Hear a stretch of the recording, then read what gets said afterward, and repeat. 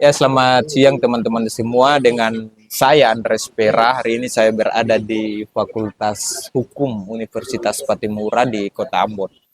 Sini saya bersama teman-teman. Bisa perkenalkan, nanti saya perkenalkan diri. Ini Bung Patrik Lak Berlawal. Di sini Bu Heri Sore, Bu Alex Soli. Ada laki-laki juga yang kuliah di Fakultas Hukum. Ini Nona Putri. Nona siapa?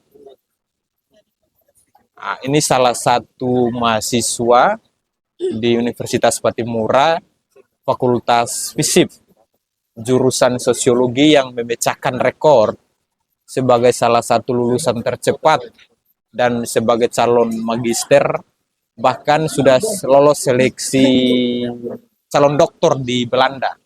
Ade Putri, asalnya dari Makassar. Jadi di kesempatan kali ini saya ingin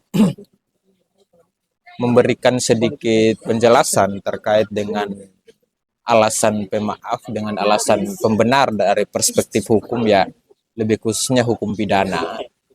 Jadi dalam hukum dikenal dengan dua alasan. Ada alasan pemaaf dengan alasan pembenar. Maksud daripada alasan pembenar adalah hukum itu dapat memaafkan tindakan dari seseorang yang melakukan sebuah perbuatan pidana. Sifatnya itu melawan hukum dari tindakan tersebut.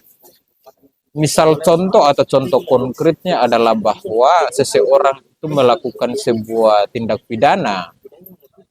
Namun tindak pidana itu didasarkan kepada yang pertama adalah perintah peraturan perundang-undangan. Contohnya seperti mengeksekusi mati seseorang, itu adalah bagian dari perintah peraturan perundang-undangan. Maka eksekutornya itu tindakannya dapat dibenarkan. Yang kedua adalah perintah jabatan. Artinya bahwa seseorang yang melakukan sebuah perbuatan namun perbuatannya itu dapat merugikan orang lain, dari segi perspektif hukum itu dapat dibenarkan karena itu berdasarkan perintah jabatan atau perintah atasan itu.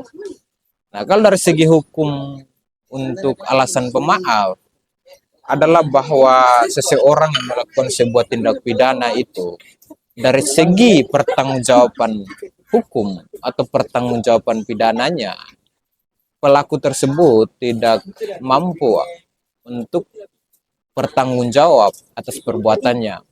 Misalnya seseorang yang cacat mental atau cacat psikisnya, dia tidak mampu untuk mempertanggungjawabkan perbuatan yang dilakukan oleh dia sendiri. Itu dari segi alasan pemaaf. Namun ada langkah-langkah yang dilakukan atau diambil oleh negara melalui aparat penegak hukum adalah seseorang itu akan dimasukkan ke misalnya lembaga-lembaga yang fokus kepada mental, bagaimana pembinaan yang dilakukan sehingga mentalnya itu bisa lebih baik ke depan. Yang kedua, misalnya anak di bawah umur yang tidak mampu untuk bertanggung jawab atas perbuatan yang melakukan sebuah tindak pidana. Artinya bahwa seseorang yang dikategorikan sebagai anak di bawah umur diberikan pemaaf atau dimaafkan perbuatannya untuk bertanggung jawab atas sebuah tindak pidana yang dilakukan. Kurang lebih seperti itu ya dari segi hukum pidana KUHP Undang-Undang Nomor 1 Tahun 1946. Terima kasih. Assalamualaikum warahmatullahi wabarakatuh. 97